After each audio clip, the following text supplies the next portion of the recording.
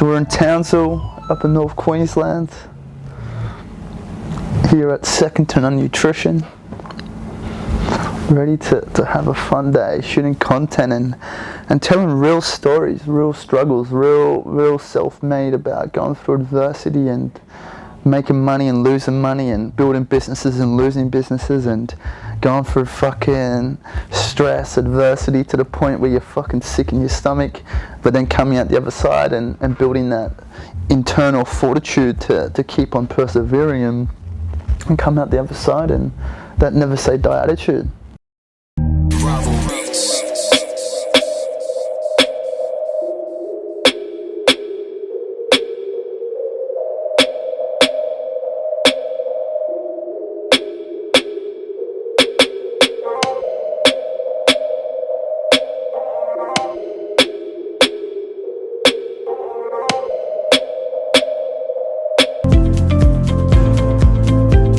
When I look at my family tree, it literally starts with my mum.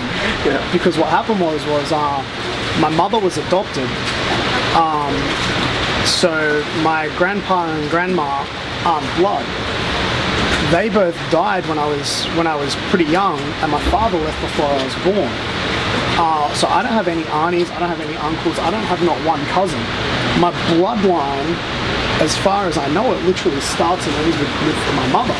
So my sister's got married and changed her last name. So the Sloggett entity literally lives and dies with me and William. Wow. Yeah. So you went to Basshill High. Yeah. So that was a bad decision. It was a violent school, man. Like, it was a really violent school. Yeah. I remember a lot of the times, like, there was two prominent, I guess, groups, and there were the Vietnamese kids, and I mean they stuck together, bro. Like, the Vietnamese kids, I sort of looked up to them because they stuck to themselves, they backed each other. And then there were the Lebanese kids, right? And it was almost like being a Caucasian Australian at Basshill High. Like, I was the minority, bro. And I'm not saying that's a good thing or it's a bad thing, but it was definitely very hard. It was a hard school. It was a hard school. There was, people were getting bashed all the time. There was people getting stabbed all the time. I remember once someone brought a gun to school. Like, it was a violent school. Got into the military, which I believe the army saved my life, bro. Yeah. If it wasn't for the army, I'd be dead. So which brought you to Townsville, right? The military brought you to Townsville? Yeah. Got sent here and just never went home. Right? Like, when I got into the military, it was the first time I've had purpose in my life. And I felt really good, I was finally doing good things. I was serving my country. I had this sense of responsibility. I had this sense of purpose. And it was also the first time I had ever had consistent legal money in my life. And that actually exposed a plethora of new problems. What happened was I got access to credit cards, I got access to phones, I got access to motorbikes, jet skis, cars, and when I got out of the army, it took 6 months, and I was actually bankrupt and homeless. And I ended up living in a school. And the reason I was living in a school was in the military as an infantry soldier, your qualifications in the civilian world, pretty much you can be a security guard or you can be a security guard. You're not really qualified to do much more because, unfortunately, the skill sets that you learn in the military on a resume don't stack up that well. You get some amazing leadership qualities, you develop a lot of amazing skills as a person, but really on paper you've just got a work ethic. So when I got out, I found it really hard, and I took a job working at a school. And the reason why I took the job was it paid you about $100 a week, right? Like, there was no money in it, but they gave you housing, and for 36 weeks a year they fed you. And I looked after boarding school kids. So I was living in a school, and I was bankrupt, like literally homeless. Second to none, it had an eventuality here. So you're working at Hyundai, selling cars to make a living. You've got a girlfriend, you've got a 3-year-old son. You're not only providing for yourself, you're providing for other people. You're on 2 other mouths on 40, and you had to sell cars to make a fucking bit of commission to get a bit of bread. Yeah. So how did second to none eventuate from that point? Well, it's funny, you know, like I would call businesses every day, and here's the thing, bro, right? Imagine the scenario. I'm bankrupt, I've got a year 9 high school education, I've got no business plan because I don't know at this stage what a fucking business plan is. All I know is if someone lends me about $130,000 to $150,000, I can take that, buy some stock, open a supplement store, and potentially make a really good business. So I'm cold calling, bro, out of the business directory, trying to speak to business owners to get one of them to have a meeting with me so I can ask them to lend me money. Like, it was the most ludicrous idea on the planet. Even if they came to the meeting and sat down with me, not only have I not got a plan to show them, they're going to ask the question, well, why don't you go to the bank? Oh, because I'm bankrupt and I can't borrow money. Oh, why don't you borrow some money off your family? Oh, I actually come from a single parent home in fucking Villawood and my father left before I was born. Well, why don't you go to university and study business? Well, I got kicked out of school in year 9, but here's the deal. You should lend me 150 G's real quick. Dude, I called every single day I was in that thing. I would call 3 businesses a day. I couldn't get one person to have a meeting with me, bro. Do you know how deflating it is? Do you know how many times I wanted to quit? Do you know how many times, like, every day, dude, it would get to like 5 o'clock and I wouldn't have called any businesses. It'd be like 10 to 5. I'd be like, man, I got to get these calls in. But I stuck to the system and I stuck to the structure. And every single day I made those calls. Now, I had no success. I mean, I had one guy say he would meet me, and I got dressed the best I could to go to the meeting. The guy didn't even show up, bro. And then one day, a guy called Jeff Peterson walks in, and he wanted to buy a gunmetal grey I-40 diesel station wagon in manual. Biggest piece of shit car on the planet, bro. And he just walked in to the dealership. Never met this guy before in my life. And when we were doing the test drive, Jeff tells the story. He goes, man, I could tell from the second we sat in the car, you could sell me the car. You just didn't want to. And what happened was we were driving for about 5 minutes. And then Jeff goes, what did you do before you were selling cars? I said, I sold supplements. And he just asked, is there any money in that? I said, hey, well, you know, there's actually pretty good money if you do it right and you understand, you know, relationships and you can build rapport with you know, external people and you know how to market. I said, man, it can actually be quite a good business. And he said, well, why aren't you doing that now? I said, well, you know, if I wanted to, I'd have to open a shop. It's going to cost this much money. I don't have access to that kind of money. And he said, well, what if I give you the money? And I was just like, well, yeah, all right, like, I guess. And I thought he was full of shit. And then never sold in that car. But about a week later, I called him. I said, hey, are you serious? And I drove an hour to Ingham, sat down with him at his property, and the following Tuesday, he put $137,000 in my bank account. And that's how Second to None started, man.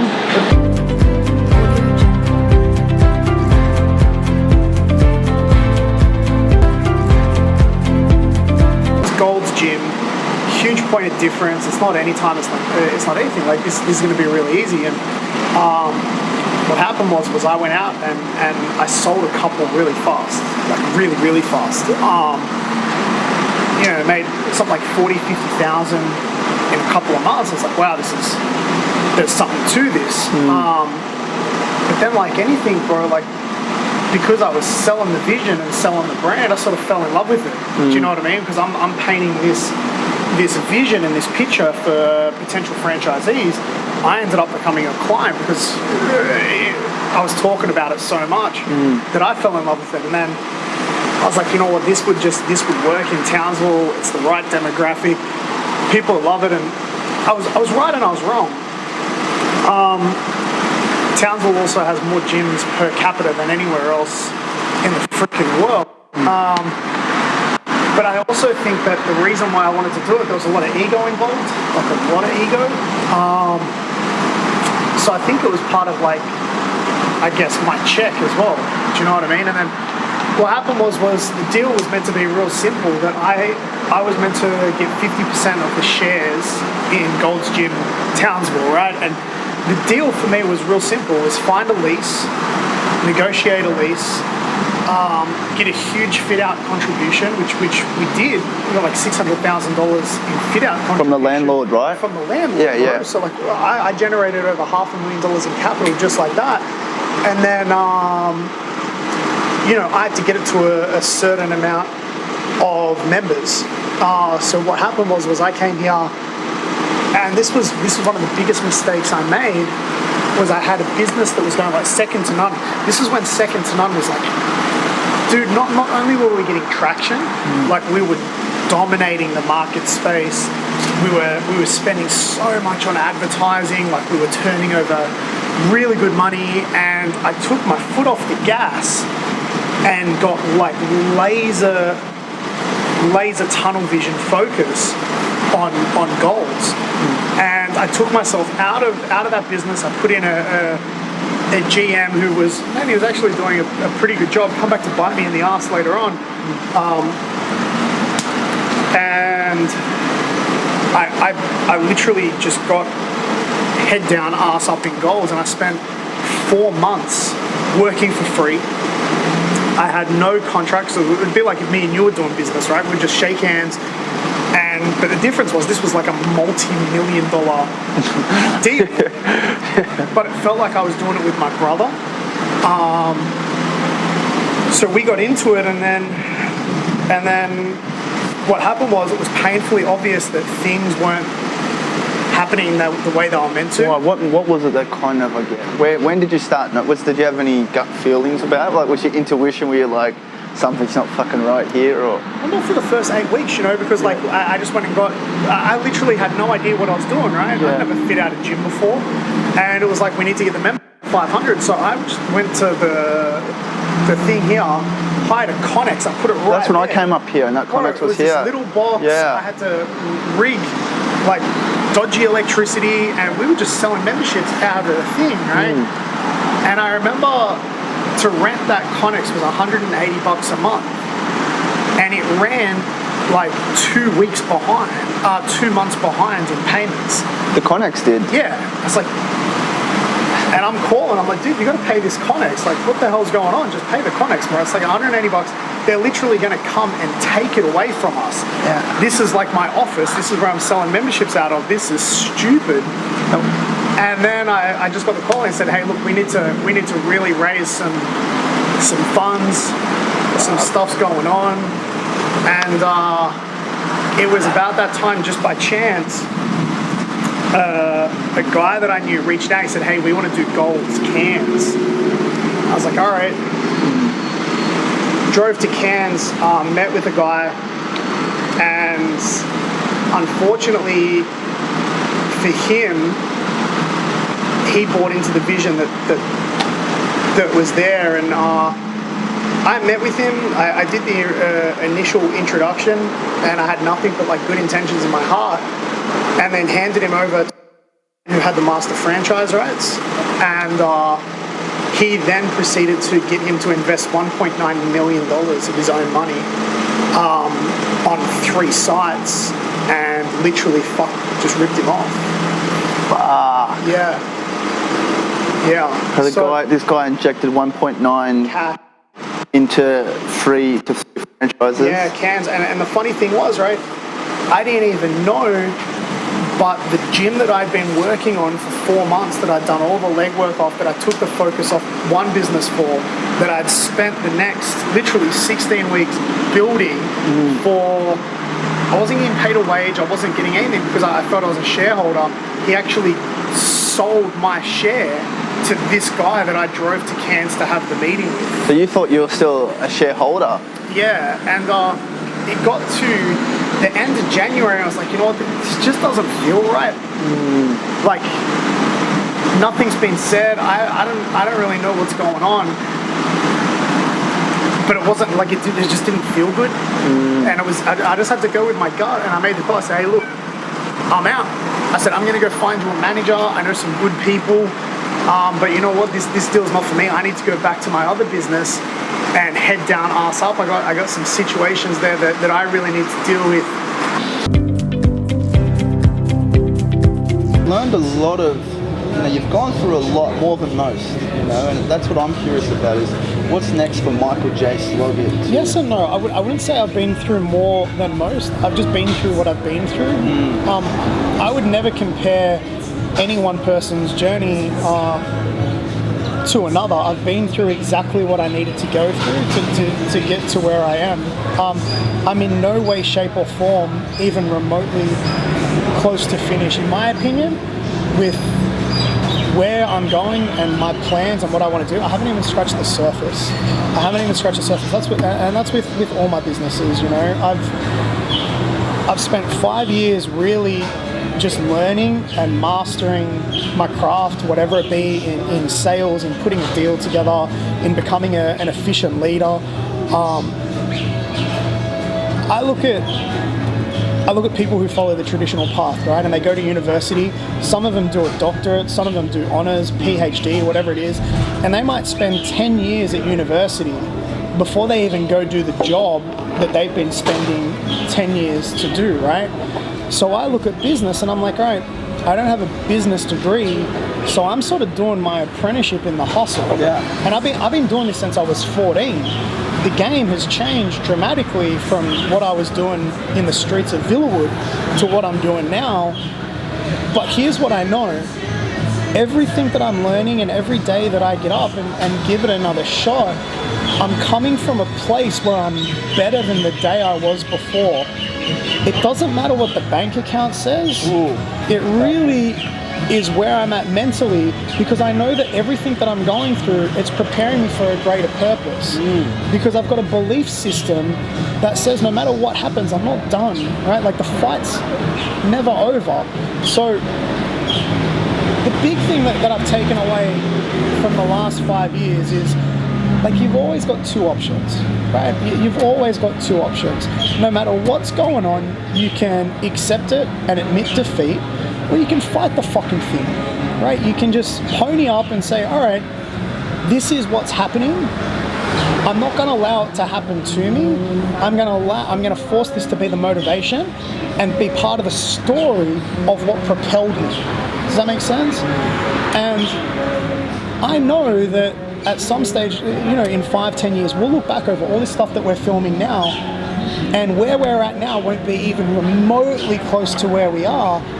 But I know at some stage that everything that I dealt with in the last 5 years to get to where I am now set me up for the massive success that I know that I'm going to have, that I feel that I deserve, because I'm finally in a position now, after all this personal development, after all the failures, all the failures, like the magnitude of failures, I'm in a place where I finally truly believe that I deserve this. And believe it or not, that's been one of the hardest obstacles for me to overcome. For a long, long time, I truly believed I was a piece of shit, that I was a kid from the western suburbs of Sydney, that I was uneducated, that I come from a single parent home. I had a story that I believed it was it was my largest limiting belief, because I didn't believe I truly deserved anything good in my life.